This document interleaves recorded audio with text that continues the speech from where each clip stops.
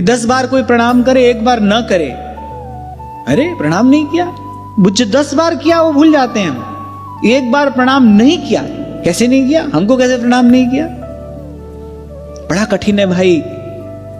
जिस दैन्य की हम चर्चा कर रहे हैं विगत 2 दिनों से, उस दैन्य की प्राप्ति, उस दैन्य के जीवन में स्थिरता, वो भाव जीवन में स्थिर हो जाए, बड़ा कठिन है। आगे आप श्रवण करेंगे श्रीमद् भागवत में कहा है, एकादश स्कंद में भगवान कहते हैं कि कुकर सुकर जो भी है सबको दंडवत प्रणाम करे। कर सकते हैं हम ऐसा?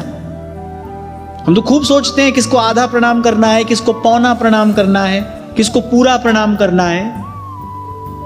हम तो खूब देख सोच कर प्रणाम करते हैं। व्याकुल हो जाते थे पूज्य श्री पंडित जी महाराज, व्याकुल हो जाते थे अगर कोई उनको दंडवत प्रणाम कर दे। यदि किसी ने दंडवत प्रणाम किया तो वापस किए बिना नहीं रहते थे।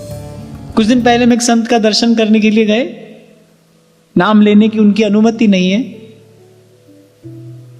तो जो उनके सेवक पास में खड़े थे उन्होंने पहले से सावधान कर दिया, आप दंडवत प्रणाम करोगे तो बाबा को कष्ट होगा, क्योंकि वो उस समय उनके शरीर की स्थिति ऐसी नहीं है कि वो आपको वापस प्रणाम कर सके, फिर उनको कष्ट होता है।